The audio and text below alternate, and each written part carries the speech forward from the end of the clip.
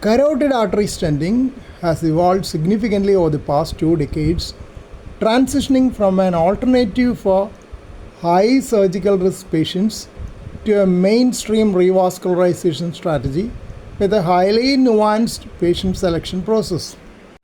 The decision between carotid artery stenting, carotid endarterectomy, and guideline directed medical therapy alone hinges on symptom status, anatomical factors, and patient comorbidities. Symptomatic patients. Carotid artery stenting is typically a class 2A recommendation for patients with recent TIA or ischemic stroke and 50 to 99% stenosis who have a high surgical risk for carotid endarterectomy, like radiation-induced stenosis, previous neck surgery, contralateral vocal cord paralysis, or severe cardiopulmonary comorbidities.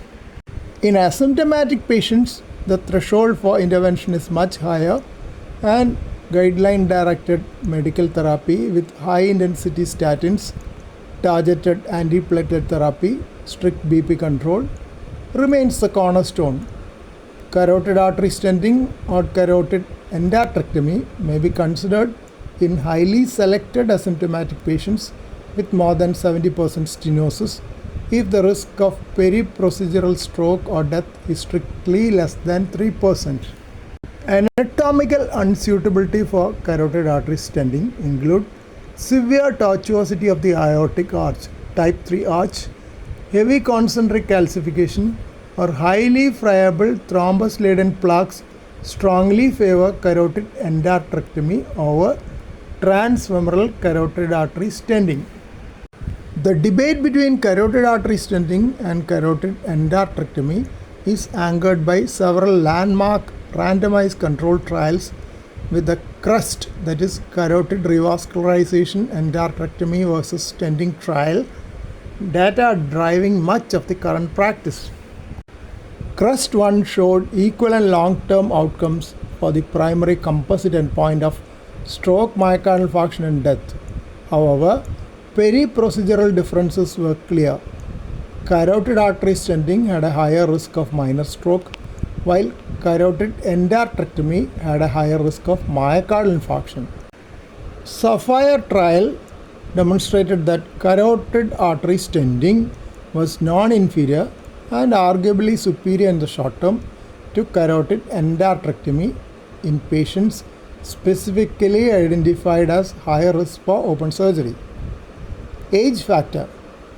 Subgroup analysis consistently show that carotid endarterectomy is generally safer for patients 70 years or more and with increased arch tortuosity and calcification, which raise catheter-related embolic risk during carotid artery stenting, whereas carotid artery stenting performs equally well or better in younger cohorts. The historical vulnerability of carotid artery stenting has been atheroembolic stroke during lesion crossing and stent deployment. The mandatory use of embolic protection devices has drastically reduced these peri-procedural events. Currently, there are two primary approaches. Distal filters are the most common embolic protection devices. A microfilter is navigated past the lesion and deployed in the distal internal carotid artery to catch debris before balloon angioplasty and stent deployment. Proximal protection devices involve inflating balloons in the common carotid artery and external carotid artery to arrest or reverse flow. This prevents distal embolization without the operator needing to cross the lesion unprotected first. The shift towards transcarotid artery revascularization has emerged as a disruptive hybrid approach.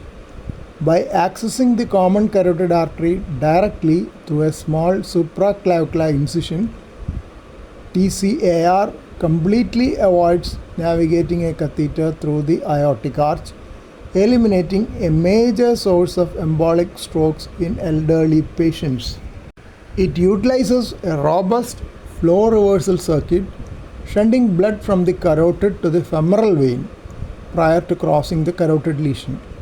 While the field awaits definitive randomized controlled trials comparing TCAR directly to CEA, current registry data suggests that TCAR achieves peri-procedural stroke rates rivaling open endarterectomy while maintaining minimally invasive benefits of stenting.